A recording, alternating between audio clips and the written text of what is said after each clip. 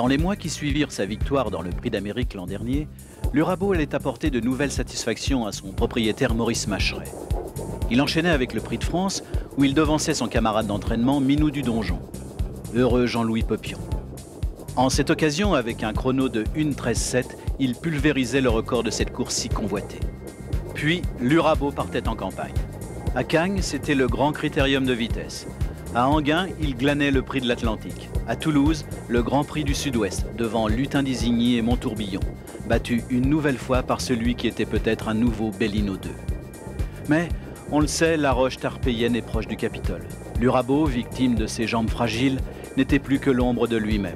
À Montecatini, en Italie, puis aux États-Unis, et sa rentrée était bien modeste dans le Prix de Belgique.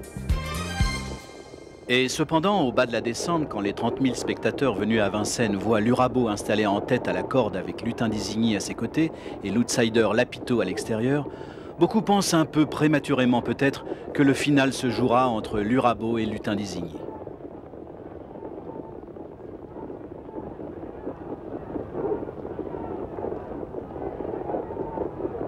Si le premier a connu des ennuis de santé, l'autre, le Lutin, a beaucoup déçu depuis son titre de champion du monde acquis en Amérique. Ces deux dernières prestations dans le Prix de Bourgogne et de Belgique ne sont pas faites pour rassurer.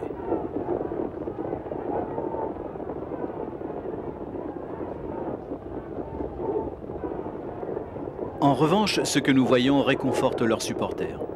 Accompagnés de Lapito, l'Urabeau et Lutin d'Isigny imposent un train soutenu au peloton, au sein duquel on remarque Minou du Donjon, Major de Brion, Cali de Vry, Marco Bonheur et Montourbillon.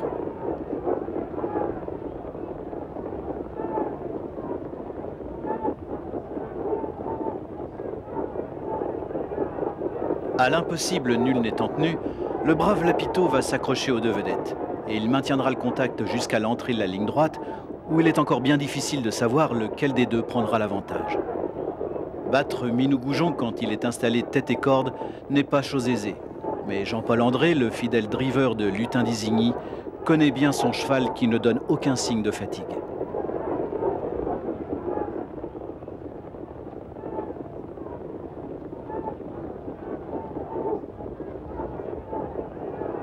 Il faudra quand même battre ce l'Urabeau qui attaquera le premier dans l'ultime ligne droite. Derrière eux, le peloton s'est un peu rapproché. Major de Brion, Minou du Donjon, puis Montourbillon pointent en bonne place.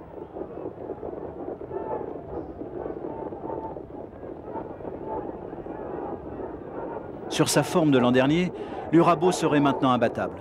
Et il laisserait derrière lui ceux qu'il a toujours battus. Mais il y aura 100 mètres de trop. Lutin d'Isigny va le rejoindre et le déborder facilement pour remporter ce Prix d'Amérique.